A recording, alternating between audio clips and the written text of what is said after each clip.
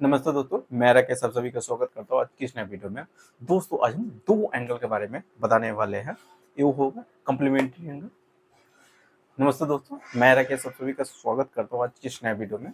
दोस्तों आज हम दो एंगल के बारे में आज कंसेप्ट हम बताने वाले हैं।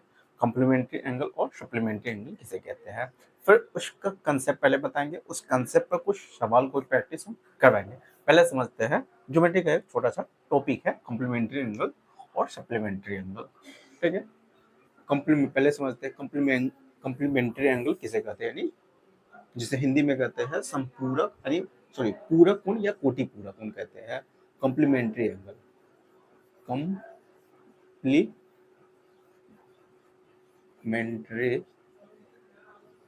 कॉम्प्लीमेंट्री एंगल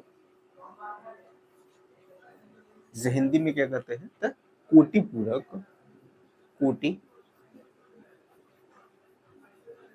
पूरक कोण या पूरक कोण हिंदी में कहते हैं। इसका हिंदी में नाम है कोटि पूरक कहिए या पूरक कोण कहिए, कॉम्प्लीमेंट्री एंगल। जब दो कोणों का योगफल मान लेते हैं, जब दो कोणों का योगफल क्या 90 डिग्री हो रहा है, 90 डिग्री, ये अगर ये अल्फा मान लेते हैं, ये बीटा मान लेते हैं। अगर दो कोणों का योगफल 90 हो रहा है यानी अल्फा प्लस बीटा बराबर अगर 90 डिग्री हो रहा है तो उस दोनों कोणों को क्या कहते हैं कॉम्प्लीमेंट्री एंगल कहते हैं, यानी वो दोनों कोण एक दूसरे के कॉम्प्लीमेंट्री एंगल कहलाता है। अगर दो कोणों का योगफल अगर 90 डिग्री हो रहा है तो दोनों कोण एक दूसरे क्या कहलाता है कॉम्प्लीमेंट्री एंगल कहलाता है। जैसे मैं यहाँ पर जैसे मैं 30 डिग्री कॉम्प्लीमेंट्री एंगल हम कहेंगे, 30 डिग्री का 30 का कॉम्प्लीमेंट्री एंगल सी ए लिखेंगे। कॉम्प्लीमेंट्री एंगल 30 डिग्री का कॉम्प्लीमेंट्री एंगल कितना होता है हम जानते हैं, 30 डिग्री दोनों को एक दूसरे कॉम्प्लीमेंट्री एंगल कहलाता है। जैसे में अल्फा अगर निकालना होगा तो 90 माइनस बीटा करेंगे। अगर बीटा का मान निकालना होगा तो 90 माइनस अल्फा कर देंगे, यानी 30 डिग्री का कॉम्प्लीमेंट्री एंगल बताना है। कॉम्प्लीमेंट्री एंगल तो 90 में से क्या करना है 30 डिग्री को घटा देना है, तो 30 डिग्री कॉम्प्लीमेंट्री एंगल निकल के आ जाएगा। 90 में से 30 घटाइएगा तो कितना हो गया 60, यानी 30 डिग्री का कॉम्प्लीमेंट्री एंगल कितना होगा 60 डिग्री। जैसे 35 डिग्री का 57 डिग्री का कॉम्प्लीमेंट्री एंगल हमको बताना है। कॉम्प्लीमेंट्री एंगल 57 का, तो 90 में से 57 को क्या कीजिएगा घटाइएगा, 90 में से 57 को घटाइएगा तो कितना हो गया 3, यानी 33 डिग्री कितना होगा 33 डिग्री हो जाएगा। कितना डिग्री 33 डिग्री, यानी 57 डिग्री का कॉम्प्लीमेंट्री एंगल कितना हो गया 33 डिग्री होता है। ये हो गया कॉम्प्लीमेंट्री एंगल, यानी कॉम्प्लीमेंट्री एंगल समझ में आ गया होगा। अगर दो कोणों का योगफल अगर 90 डिग्री हो रहा है तो उसे क्या कहलाता है कॉम्प्लीमेंट्री एंगल कहते हैं, उसे क्या कहते हैं कॉम्प्लीमेंट्री एंगल कहते हैं। जैसे 30 डिग्री कॉम्प्लीमेंट्री एंगल 60 डिग्री होगा, 60 डिग्री कॉम्प्लीमेंट्री एंगल 30 डिग्री होगा, 45 डिग्री कॉम्प्लीमेंट्री 45 डिग्री हो जाएगा। 20 डिग्री कॉम्प्लीमेंट्री एंगल कितना होगा कॉम्प्लीमेंट्री एंगल 20 डिग्री का कितना हो जाएगा तो 70 डिग्री, यानी दो कोणों का योगफल 90 होना चाहिए। 20 है तो 70 है। जैसे 30 से 40 डिग्री का कॉम्प्लीमेंट्री एंगल 50 डिग्री हो जाएगा। 55 डिग्री का कॉम्प्लीमेंट्री एंगल 35 डिग्री हो जाएगा, 35 डिग्री हो जाएगा। तो ये होगा कॉम्प्लीमेंट्री एंगल। अब समझते हैं सप्लीमेंट्री एंगल किसे कहते हैं। कॉम्प्लीमेंट्री एंगल समझ में आ गया होगा। अब समझते हैं सप्लीमेंट्री एंगल, फिर उस पर हम क्वेश्चन में प्रैक्टिस करवाएंगे। पहले समझते हैं सप्लीमेंट्री एंगल किसे कहते हैं। तो जब दो कोणों का योगफल, यहाँ पर हम 90 डिग्री पूरा आ जाता है, अगर दो कोणों का योगफल 180 डिग्री हो जाता है, ठीक है, तो उसे क्या कहते हैं सप्लीमेंट्री एंगल कहते हैं। कौन सा एंगल सप्लीमेंट्री एंगल। दूसरा बता रहे सप्लीमेंट्री एंगल, सप्लीमेंट्री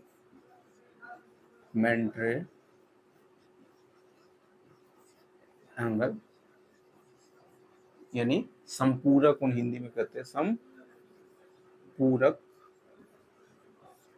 कोण, संपूरक कोण सप्लीमेंट्री एंगल।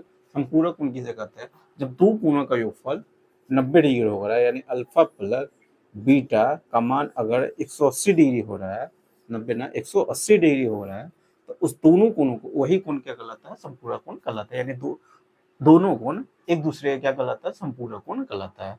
जैसे में 30 डिग्री का, अगर 30 डिग्री का संपूरक कोण निकालना है, 30 डिग्री संपूरक एंगल, ऐसे के मतलब संपूरक कोण अगर निकालना है 30 डिग्री का, तो 180 में से क्या कीजिएगा, हमेशा 180 में से 30 डिग्री का निकालना है, तो 180 में से 30 डिग्री को घटा लीजिएगा।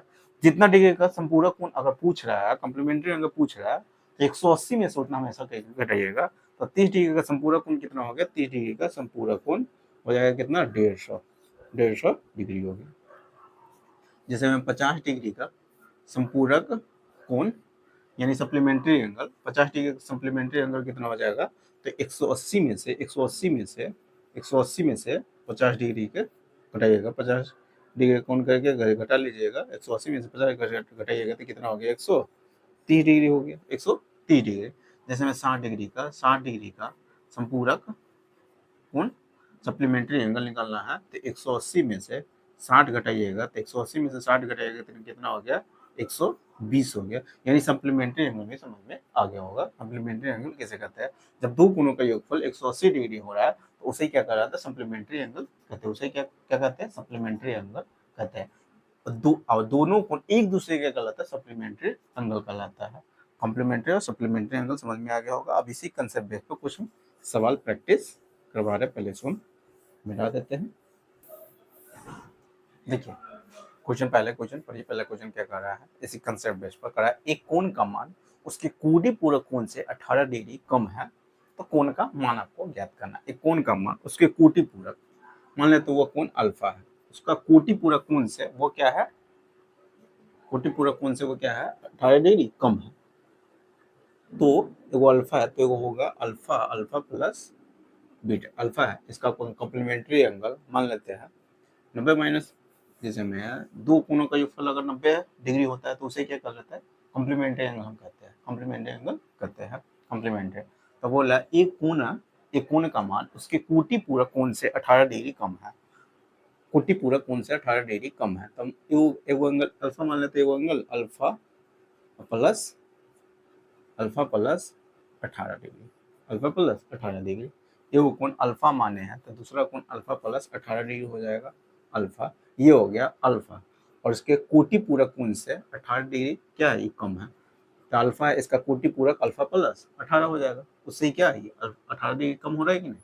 अल्फा इसका कोटि पूरक मान लिया, अल्फा प्लस 18 डिग्री हो जाएगा, कोटि पूरक अल्फा प्लस 18 डिग्री हो जाएगा। और हम जानते हैं दोनों कोण एक दूसरे कॉम्प्लीमेंट्री है, तो दोनों कोणों का योगफल, दोनों कोण एक दूसरे क्या है, कॉम्प्लीमेंट्री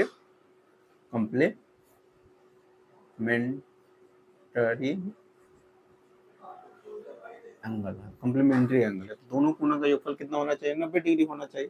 ठीक है, 90 डिग्री हम 90 डिग्री के बराबर कर देते हैं, यानी टू अल्फा बराबर हो जाएगा 18 इधर घट जाएगा तो 72 डिग्री हो जाएगा। तो अल्फा बराबर कितना हो गया, 36 डिग्री हो जाएगा, 36 डिग्री, यही आपका क्या हो जाएगा, आंसर हो जाएगा।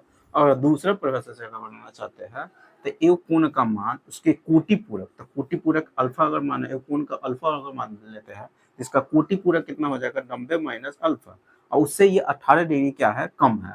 तो बराबर करने के लिए 18 डिग्री कम है, तो इसमें से 18 डिग्री क्या करेंगे, घटा देंगे, तो अपने यहाँ पे इसका बराबर हो जाएगा। कह रहा है एक कोण का मान उसके कोटि पूरक, अल्फा है उसका कोटि पूरक 90 माइनस अल्फा हो जाएगा, उससे क्या 18 डिग्री कम है, उससे क्या 18 डिग्री कम है, तो इसमें से 18 घटा लेंगे, यानी ये कम है, तो बराबर करने के लिए इसमें से 18 क्या करेंगे, घटा देंगे, तो अपने आप उसके बराबर हो जाएगा। तो यहाँ से भी बना सकते हैं इसको, यानी ये अल्फा उधर चल जाएगा तो 2 अल्फा हो जाएगा, और 90 में से 18 घट जाएगा तो 72 डिग्री हो जाएगा। तो अल्फा बराबर कितना हो गया, 36 डिग्री। ऐसे एक लाइन में भी बना सकते हैं ना, तो वैसे एक कोण अल्फा मान लेते, दूसरा कोण अल्फा प्लस 18 डिग्री मान लेते, क्योंकि एक कोण का मान उसके कोटि पूरक से 18 डिग्री कम है, तो वो अल्फा हो जाएगा, तो वो अल्फा प्लस 18 होगा, दोनों कोणों का हम जानते हैं कितने 90 डिग्री होगी, तो दोनों कोण एक दूसरे क्या है, कोटि पूरक कोण है, यानी कॉम्प्लीमेंट्री एंगल है। तो ऐसे बनाइए या ऐसे बनाइए, दोनों से आप बना सकते हैं। ठीक है, पहला क्वेश्चन समझ में आ गया होगा। अगला क्वेश्चन पढ़िए, अगला क्वेश्चन क्या कर रहा है, देखिए अगला क्वेश्चन है, एक कोण इसके संपूरक कोण के 4/5 के हिस्से के बराबर है, तो कोण पता लगाना है। ठीक है, एक पहला इसको बनाने का दो तरीका। पहला तरीका यहाँ पे बता रहे कि वो कोण है, मान लेते हो कोण अल्फा है, इसका कोटि, इसका संपूरक अल्फा, अल्फा का संपूरक कोण अल्फा, अल्फा का संपूरक कोण कितना हो जाएगा, तो 180 माइनस अल्फा हो जाएगा। अब उसका एगो कोण उसके संपूरक कोण का 4/5 के बराबर है, 4/5 के क्या है, बराबर है, तो हम भी अब बराबर कर दिए।